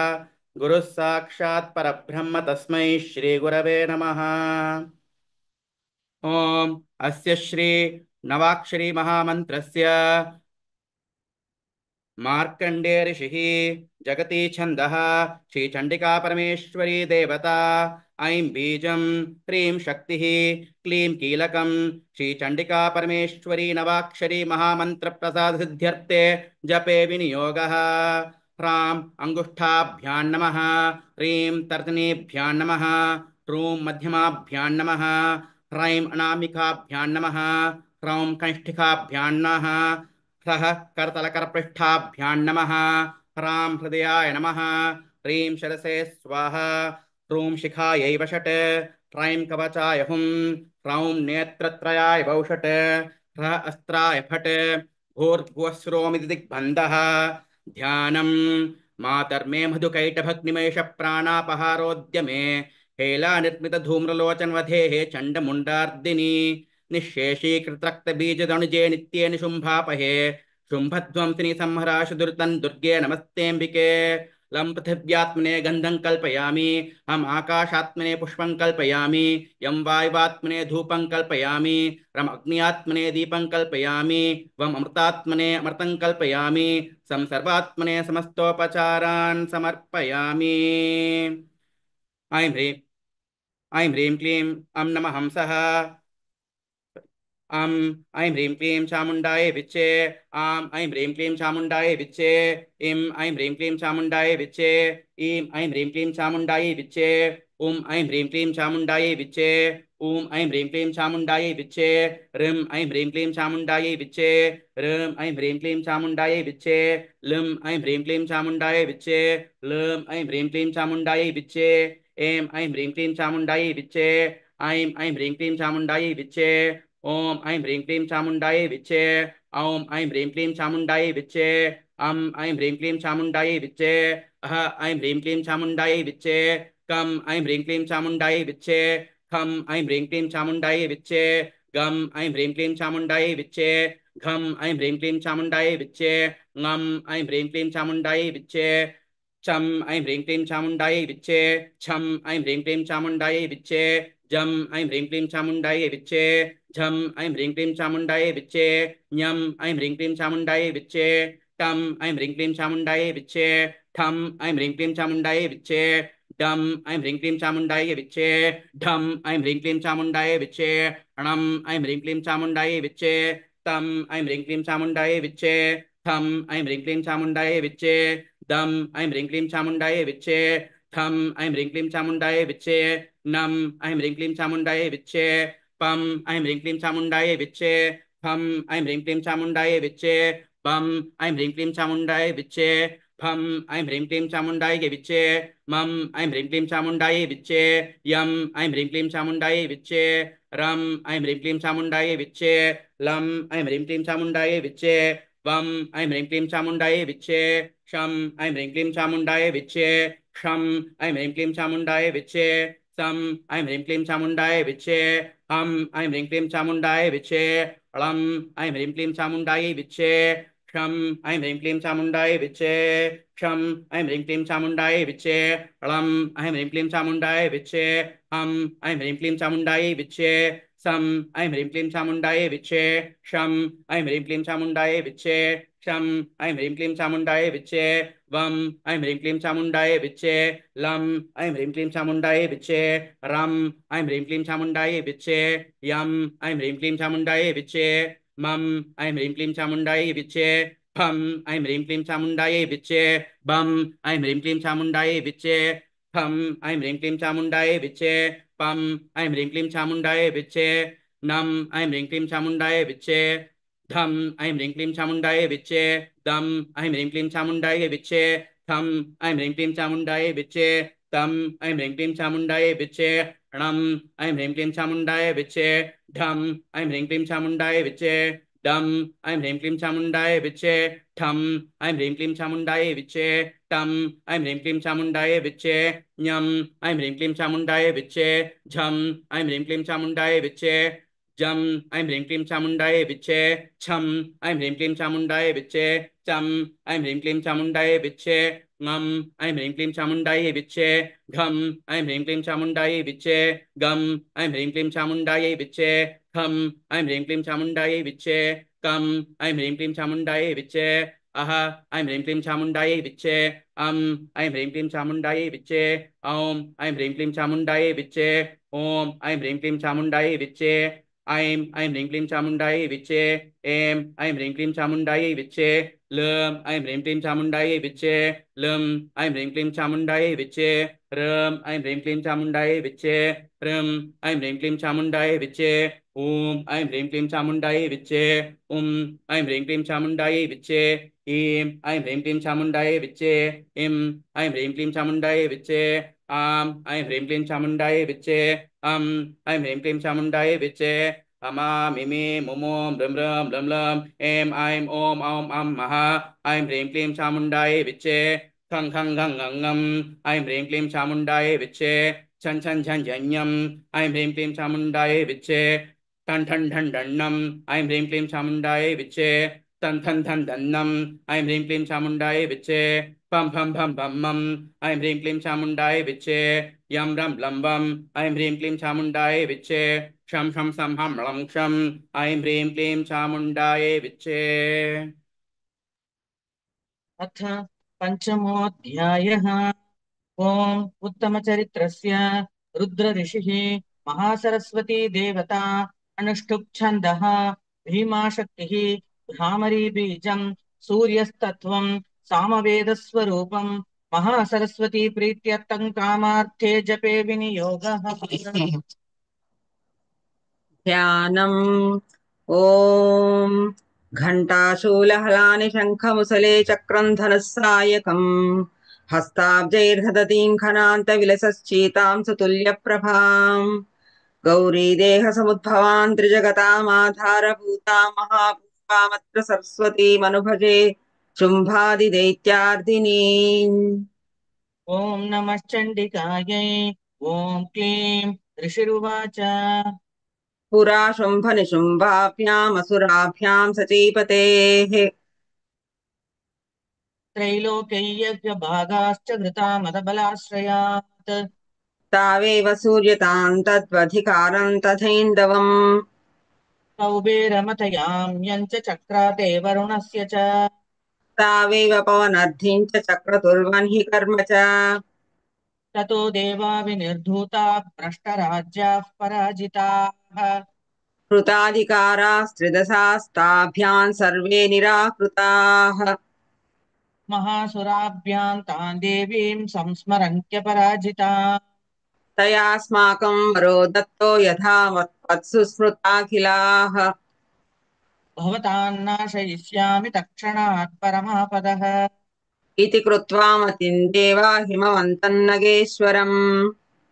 जग्मुस्तत्र ततो देवीम् विष्णुमायाम् प्रतुष्टुवुः देवावूचुः नमो देव्यै महादेव्यै शिवायै सततम् नमः नमः प्रकृत्यै भद्रायै नियताः प्रणताः स्मताम् रौद्रायै नमो नित्यायै गौर्यै धात्र्यै नमो नमः ज्योत्स्नायै चेन्दुरूपिण्यै सुखायै सततम् नमः कल्याण्यै प्रणतामृत्यै सिद्ध्यै कूर्म्यै नमो नमः नैऋत्ये भूभृतान् लक्ष्मै सर्वाण्यै ते नमो नमः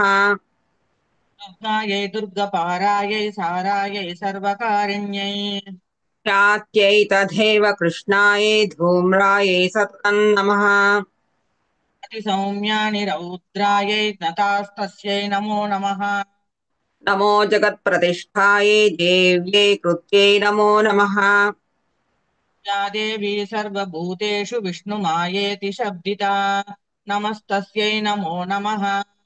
या देवी सर्वभूतेषु विष्णुमायेति शब्दिता नमस्तस्यै नमो नमः या देवी सर्वभूतेषु विष्णुमायेति शब्दिता नमस्तस्यै नमो नमः या देवी सर्वभूतेषु चेतनेत्यभिधीयते नमस्तस्यै नमो नमः या देवी सर्वभूतेषु चेतनेऽभ्यतिधीयते नमस्तस्यै नमो नमः या देवी सर्वभूतेषु चेतनेत्यभिधीयते नमस्तस्यै नमो नमः या देवी सर्वभूतेषु बुद्धिरूपेण संस्थिता नमस्तस्यै नमो नमः या देवी सर्वभूतेषु बुद्धिरूपेण संस्थिता नमस्तस्यै नमो नमः या देवी सर्वभूतेषु बुद्धिरूपेण संस्थिता नमस्तस्यै नमो नमः या देवी सर्वभूतेषु निद्रारूपेण संस्थिता नमस्तस्यै नमो नमः या देवी सर्वभूतेषु निद्रारूपेण संस्थिता नमस्तस्यै नमो नमः या देवी सर्वभूतेषु निद्रारूपेण संस्थिता नमस्तस्यै नमो नमः या देवी सर्वभूतेषु क्षुधारूपेण संस्थिता नमस्तस्यै नमो नमः या देवी सर्वभूतेषु क्षुधारूपेण संस्थिता नमस्तस्यै नमो नमः या देवी सर्वभूतेषु क्षुधारूपेण संस्थिता नमस्तस्यै नमो नमः या देवी सर्वभूतेषु छायारूपेण संस्थिता नमस्तस्यै नमो नमः या देवी सर्वभूतेषु छायारूपेण संस्थिता नमस्तस्यै नमो नमः या देवी सर्वभूतेषु छायारूपेण संस्थिता नमस्तस्यै नमो नमः या देवी सर्वभूतेषु शक्तिरूपेण संस्थिता नमस्तस्यै नमो नमः या देवी सर्वभूतेषु शक्तिरूपेण संस्थिता नमस्तस्यै नमो नमः या देवी सर्वभूतेषु शक्तिरूपेण संस्थिता नमस्तस्यै नमो नमः या देवी सर्वभूतेषु तृष्णारूपेण संस्थिता नमस्तस्यै नमो नमः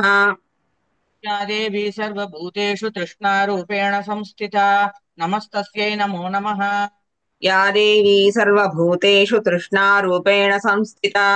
नमस्तस्यै नमो नमः या देवी सर्वभूतेषु क्षान्तिरूपेण संस्थिता नमस्तस्यै नमो नमः या देवी सर्वभूतेषु क्षान्तिरूपेण संस्थिता नमस्तस्यै नमो नमः या देवी सर्वभूतेषु क्षान्तिरूपेण संस्थिता नमस्तस्यै नमो नमः या देवी सर्वभूतेषु जातिरूपेण संस्थिता नमस्तस्यै नमो नमः या देवी सर्वभूतेषु जातिरूपेण संस्थिता नमस्तस्यै नमो नमः या देवी सर्वभूतेषु जातिरूपेण संस्थिता नमस्तस्यै नमो नमः या देवी सर्वभूतेषु लज्जारूपेण संस्थिता नमस्तस्यै नमो नमः या देवी सर्वभूतेषु लज्जारूपेण संस्थिता नमस्तस्यै नमो नमः या देवी सर्वभूतेषु लज्जारूपेण संस्थिता नमस्तस्यै नमो नमः या देवी सर्वभूतेषु शान्तिरूपेण संस्थिता नमस्तस्यै नमो नमः या देवी सर्वभूतेषु शान्तिरूपेण संस्थिता नमस्तस्यै नमो नमः या देवी सर्वभूतेषु शान्तिरूपेण संस्थिता नमस्तस्यै नमो नमः या देवी सर्वभूतेषु श्रद्धारूपेण संस्थिता नमस्तस्यै नमो नमः या देवी सर्वभूतेषु श्रद्धारूपेण संस्थिता नमस्तस्यै नमो नमः या देवी सर्वभूतेषु श्रद्धारूपेण संस्थिता नमस्तस्यै नमो नमः या देवी सर्वभूतेषु कान्तिरूपेण संस्थिता नमस्तस्यै नमो नमः या देवी सर्वभूतेषु कान्तिरूपेण संस्थिता नमस्तस्यै नमो नमः या देवी सर्वभूतेषु कान्तिरूपेण संस्थिता नमस्तस्यै नमो नमः। या देवी भूतेषु लक्ष्मीरूपेण संस्थिता नमस्तस्यै नमो नमः। या देवी सर्वभूतेषु लक्ष्मीरूपेण संस्थिता नमस्तस्यै नमो नमः। या देवी सर्वभूतेषु लक्ष्मीरूपेण संस्थिता नमस्तस्यै नमो नमः। या देवी सर्वभूतेषु वृत्तिरूपेण संस्थिता नमस्तस्यै नमो नमः। या देवी सर्वभूतेषु वृत्तिरूपेण संस्थिता नमस्तस्यै नमो नमः। या देवी सर्वभूतेषु वृत्तिरूपेण संस्थिता नमस्तस्यै नमो नमः। या देवी सर्वभूतेषु स्मृतिरूपेण संस्थिता नमस्तस्यै नमो नमः। या देवी सर्वभूतेषु स्मृतिरूपेण संस्थिता नमस्तस्यै नमो नमः। या देवी सर्वभूतेषु स्मृतिरूपेण संस्थिता नमस्तस्यै नमो नमः। या देवी सर्वभूतेषु दयारूपेण संस्थिता नमस्तस्यै नमो नमः। देवी सर्वभूतेषु दयारूपेण संस्थिता नमस्तस्यै नमो नमः। या देवी सर्वभूतेषु दयारूपेण संस्थिता नमस्तस्यै नमो नमः। या देवी सर्वभूतेषु तुष्टिरूपेण संस्थिता नमस्तस्यै नमो नमः। या देवी सर्वभूतेषु तुष्टिरूपेण संस्थिता नमस्तस्यै नमो नमः। देवी सर्वभूतेषु तुष्टिरूपेण संस्थिता नमस्तस्यै नमो नमः। या देवी सर्वभूतेषु मातृरूपेण संस्थिता नमस्तस्यै नमो नमः। देवी सर्वभूतेषु मातृरूपेण संस्थिता नमस्तस्यै नमो नमः। या देवी सर्वभूतेषु मातृरूपेण संस्थिता नमस्तस्यै नमो नमः। देवी सर्वभूतेषु भ्रान्तिरूपेण संस्थिता नमस्तस्यै नमो नमः। या देवी सर्वभूतेषु भ्रान्तिरूपेण संस्थिता नमस्तस्यै नमो नमः। या देवी सर्वभूतेषु भ्रान्तिरूपेण संस्थिता नमस्तस्यै नमो नमः। इन्द्रियाणामधिष्ठात्री भूतानां चाखिलेषु या भूतेषु सततं तस्यै व्याप्तिदेव्यै नमो नमः। इति रूपेण या कृत्स्नमेतव्याप्य स्थिता जगत् नमस्तस्यै नमो नमः। इति रूपेण या कृष्णमेतद्व्याप्य स्थिता जगत् नमस्तस्यै नमो नमः। इति रूपेण या कृत्स्नमेतद्व्याप्य स्थिता जगत् नमस्तस्यै नमो नमः। सुरासुरैः पूर्वमभीष्टसंश्रया तथा सुरेन्द्रेण दिनेषु सेविता करोतु सा नः शुभहेतुरीश्वरी शुभानि भद्राणि विहन्तु चापदः। या साम्प्रतञ्चोद्यतदैत्यतापितैरस्माभिरीशा च सुरैर्नमस्यते या च स्मृता तत्क्षणमेव हन्ति नः सर्वापदो भक्तिविनम्रमूर्तिभिः। ऋषिरुवाच एवं स्तवाभियुक्तानां देवानां तत्र पार्वती तुमभ्याययौ तो ये जाह्नव्या नृपनन्दन सा ब्रवीत्तान् सुरान् शुभ्रूर्भवद्भिस्तूयतेऽत्र का शरीरकोशतश्चास्याः समुद्भूता ब्रवीच्छिवा स्तोत्रं ममैतत् क्रियते शुम्भदैत्यनिराकृतैः। देवैः समेतैः समरे निशुम्भेन पराजितैः शरीरकोशाद्यत्तस्याः पार्वत्या निःसृताम्बिका कौशिकीति समस्तेषु ततो लोकेषु गीयते तस्यां विनिर्गतायां तु कृष्णा भूत्सापि पार्वती कालिकेति समाख्याता हिमाचलकृताश्रया ततोऽम्बिकां परं रूपं बिभ्राणां सुमनोहरम् तदर्शचण्डो मुण्डश्च भृत्यौ शुम्भनिशुम्भयो ताभ्यां शुम्भाय चाख्याता सातीव सुमनोहरा प्राप्यास्ते स्त्रीमहाराज भासयन्ती हिमाचलम् नैव तादृक्क्वचिद्रूपं दृष्टं केनचिदुत्तमम् ज्ञायताङ्काप्यसौ देवी गृह्यतां चासुरेश्वर स्त्रीरत्नमतिचार्वङ्गी द्योतयन्ती द्विषस्त्विषा तु तिष्ठति दैत्येन्द्र तां भवान् द्रष्टुमर्हति यानि रत्नानि मणयो गजास्वादीनि वै प्रभो त्रैलोक्ये तु समस्तानि साम्प्रतं भान्ति ते गृहे ऐरावतः समानीतो गजरत्नं पुरन्दरात् पारिजाततरुश्चायं तथैवोच्चैश्रवाहयः विमानं हंस संयुक्तमेतत् तिष्ठति तेऽङ्गणे रत्नभूतमिहानीतैर्यदासीद्वेदसोद्भुतम् निधिरेष महापद्मः समानीतो धनेश्वरात् किञ्जल्किनीं ददौ चाब्धिर्मालामम्लानपङ्कजाम् छत्रन्ते वारुणङ्गेः काञ्चनस्रावि तिष्ठति तथायन् चन्दनवरो यः पुरात्सीत् प्रजापतेः मृत्योरुत्क्रान्तिदा नाम शक्तिरेषा त्वया हृता पाशः सलिलराजस्य भ्रातुस्तव परिग्रहे निशुम्भस्याब्धिजाताश्च समस्ता रत्नजातयः कण्हिरपि ददौ तुभ्यमग्निशौचे च वाससि एवं दैत्येन्द्ररत्नानि समस्तान्याहृतानि ते श्रीरत्नमेषा कल्याणी त्वया कस्मान्न गृह्यते ऋषिरुवाच निशम्येति वचः शुम्भः सतदा चण्डमुण्डयोः प्रेषयामास सुग्रीवं दूतं देव्या महासुरम् इति चेति च वक्तव्या सा गत्वा वचनान् मम यथा चाभ्येति सम्प्रीत्या तथा कार्यं त्वया लघु ततत्र गत्वा यत्रास्ते शैलोद्देशेति शोभने तां च देवीं ततः प्राह लक्ष्यं मधुरया गिरा दूतोवाच देवि दैत्येश्वरः शुम्भस्त्रैलोक्ये परमेश्वरः दूतोऽहं प्रेषितस्तेन त्वत्सकाशमिहागतः अव्याहताज्ञः सर्वासु यः सदा देवयोनिषु निर्जिता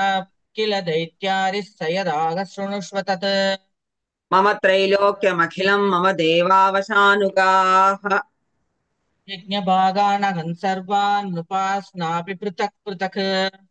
त्रैलोक्ये वररत्नानि मम वश्यान्यशेषतः तथैव गजरत्नं च हृतं देवेन्द्रवाहनम् क्षीरोदमधन्मो क्षीरोदमधनोद्भूतमश्वरत्नं ममामरैः उच्चैश्रवससज्ञं तत् प्रणिपत्य समर्पितम् यानि चान्यानि देवेषु गन्धर्वेषु रगेषु च रत्नभूतानि भूतानि तानि मय्येव शोभने श्रीरत्नभूतान् त्वां देवि लोके मन्यामहे वयम् तात्त्वमस्मानुपागच्छ यतो रत्नभुजो वयम् मां वा ममानुजं वापि निशुम्भमुरुविक्रमम् भज त्वं चञ्चलापाङ्गि रत्नभूतासि वै यतः परमैश्वर्यमतुलं प्राप्स्यसे मत्परिग्रहात् एतद्बुद्ध्या समालोच्य मत्परिग्रहता व्रज ऋषिरुवाच इत्युक्ता सा तथा देवी गम्भीरान्तस्मिता जगौ दुर्गा भगवती भद्रा ययेदन्धार्यते जगत् देव्युवाच सत्यमुक्तं त्वया नात्र मिथ्या किञ्चित् वयोदितम् त्रैलोक्याधिपतिः शुम्भो निशुम्भश्चापि तादृशः किन्त्वत्र यत् प्रतिज्ञातं मिथ्या तत्क्रियते कथम् श्रूयतामल्पबुद्धित्वान् प्रतिज्ञाया कृता पुरा यो माञ्जयति सङ्ग्रामे यो मे दर्पं व्यपोहति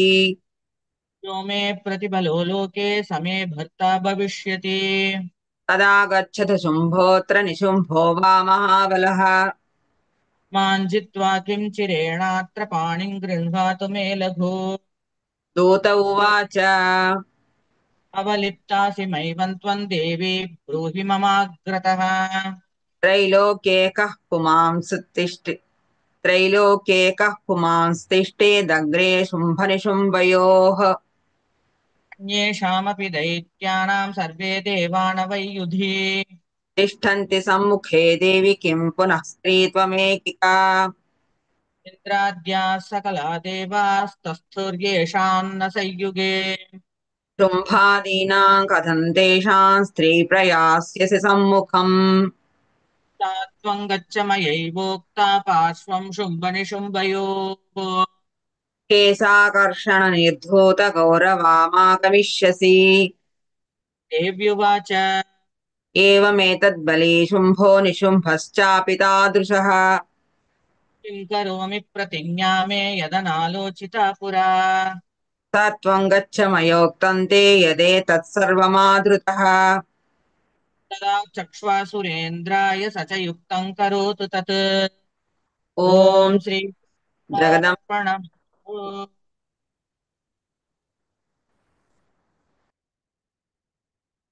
अथ षष्ठोऽध्यायः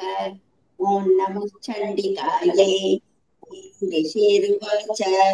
इत्याकर्ण्यवचो देव्यः सदूतो वर्षपूरितः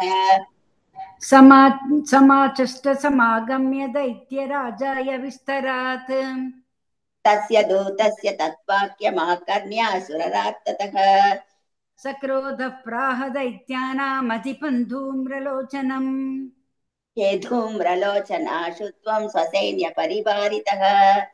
तामानय बलात् दुष्टान् केशाकर्षण विह्वलाम् तत्परित्राणतः कश्चित् यतिवोत्तिष्ठते परः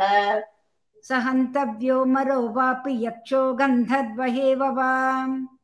ऋषिरुवाच तेनाज्ञप्तस्ततः शीघ्रं स दैत्यो धूम्रलोचनः वृतः षष्ट्या सहस्राणामसुराणां हृदययौ स दृष्ट्वा तां ततो देवीं तुहिनाचलसंस्थिताम् जगादोच्छैः प्रयाहीति मूलं शुम्भनिशुम्भयोः न चेत् प्रीत्याद्य भवति मद्भर्तारमुपैष्यति ततो बलान्नयां येष केशाकर्षणविह्वलाम् देव्युवाच दैत्येश्वरेण प्रहितो बलवान् बलसंवृतः बलान्नैसि मामेवं ततः किन्तो करोम्यहम् ऋषिरुवाच इत्युक्तत्सोऽभ्यधावत्तामसुरो धूम्रलोचनः हुङ्कारेणैव तं भस्मसा चकाराम्बिका तदा अथ क्रुद्धं महासैन्यमसुराणां तथाम्बिका ववर्षसायकैस्तीक्ष्णैस्तथा शक्तिपरश्वधैः ततो धृतशतकोपात् कृत्वा नादं सुभैरवम् पपातासुरसेनायां सिंहो देव्याः स्ववाहनः कांश्चित्करप्रहारेण दैत्यानास्येन चापरान् आक्रान्त्याच्छादरेणान्यान् जगान समकासुरान् केषाञ्चित् पाटयामास नखैः कोष्ठानि केसरी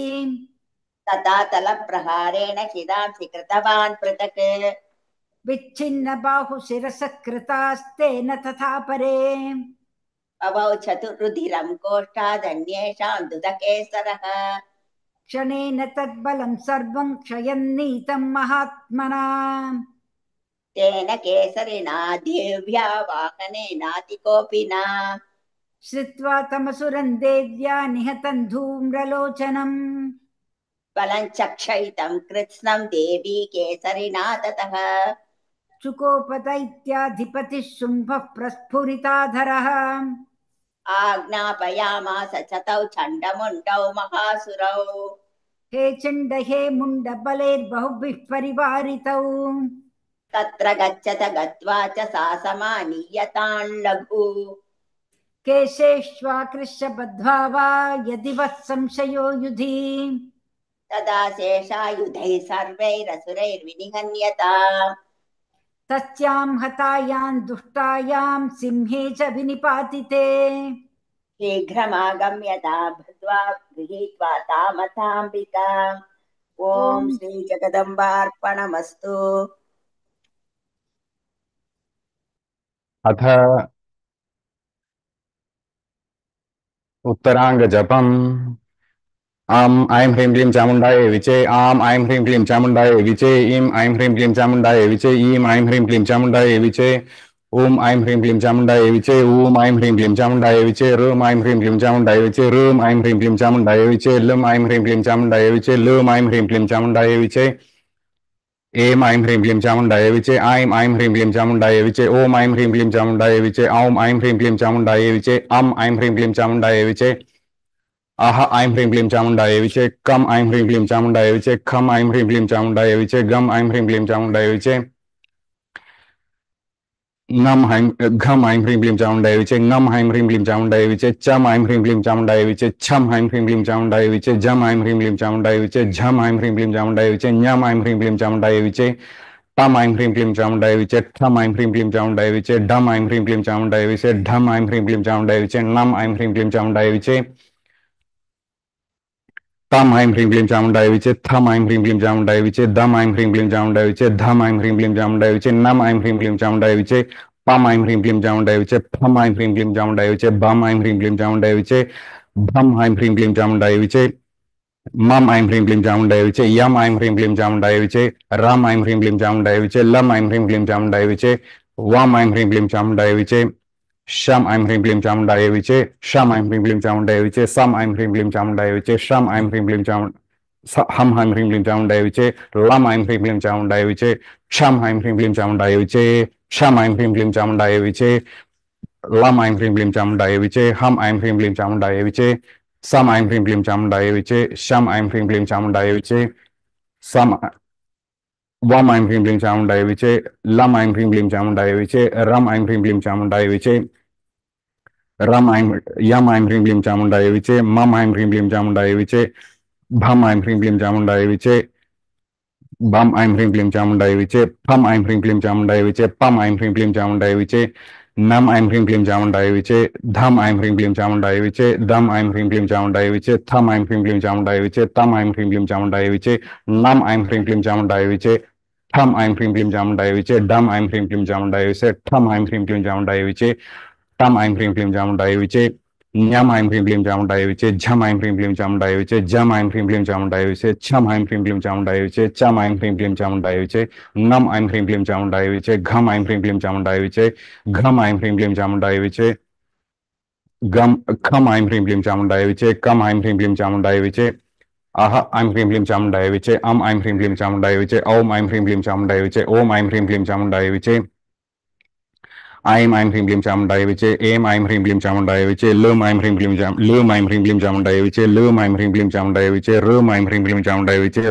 Rum Haim Hrim Klim Chamundaya Viche, Om Haim Hrim Klim Chamundaya Viche, Om Haim Hrim Klim Chamundaya Viche, Im Haim Hrim Klim Chamundaya Viche, Im Haim Hrim Klim Chamundaya Viche, Am Haim Hrim Klim Chamundaya Viche, Am Haim Hrim Klim Chamundaya Viche, Am Im Rum Lum Lum Aim Om Ha Aim Hrim Klim Chamundaya Viche, Kang Khang Gang Gang, Aim Hrim Klim Chamundaya Viche, Chan Chan Jan Janyan, Aim Hrim Klim Chamundaya Viche, Tan Than Dhan Dhan Nan, Aim Hrim Klim Chamundaya Viche, Tam Tham Dhan Dhan Nam, Aim Hrim Klim Chamundaya Viche, Pam Pham Bham Bham Mam, Aim Hrim Klim Chamundaya Viche, Yam Ram Lam Vam, Aim Hrim Klim Chamundaya Viche, Sham Sham Sam Ham Lam Cham, Aim Hrim Klim Chamundaya Viche, Ram Hridayaya Namaha, Hrim Shirase Swaha, Hum Shikhaye Vashate, Hrim Kavachaya Hum, Haum Netratrayaya Voshat, Harha Astraya Phat, Bhurbhuva Swaromiti Dik Vimokaha, Dhyanam, Matar me Madhukai Dabagni Maisha Prana Paharodhyame,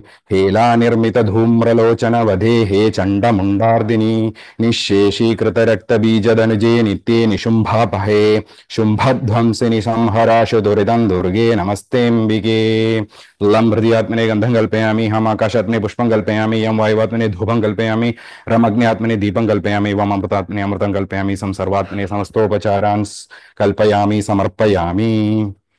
गुह्यादि गुह्य गोप्त्री त्वं गृहाणा अस्मत्कृतं जपं सिद्धिर्भवतु मे देवी त्वत्प्रसादान् महेश्वरी श्री जगदाम्बार्पणमस्तु। अपराध सहस्राणि क्रियन्ते हर्निशं मया दासोऽयमिति मां मत्वा क्षमस्व परमेश्वरी आवाहनं न जानामि विसर्जनं पूजां चैव न जानामि क्षम्यतां परमेश्वरी मन्त्रहीनं क्रियाहीनं भक्तिहीनं सुरेश्वरी यत्पूजितं मया देवि परिपूर्णं तदस्तु मे अपराधशतं कृत्वा जगदम्बेति चोच्चरेत् यांगतिं समवाप्नोति न तां ब्रह्मादयः सुराः सापराधोऽस्मि शरणं प्राप्तस्त्वां जगदम्बिके इदानीमनुकम्प्योगं यदेच्छसि तथा कुरु अज्ञानात्मस्मृतेर्भ्रान्त्या यन्यूनमधिकं कृतं तत्सर्वं क्षम्यतां देवि प्रसीद परमेश्वरी कामेश्वरि जगन्मातः सच्चिदानन्दविग्रहे गृहाणार्चामि मां प्रीत्या प्रसीद परमेश्वरी गुह्यादिगुह्य गोप्त्री त्वं गृहाणास्मत्कृतं जपम् सिद्धिर्भवतु मे देवि त्वत्प्रसादात् सुरेश्वरी ॐ श्री जगदम्बार्पणमस्तु।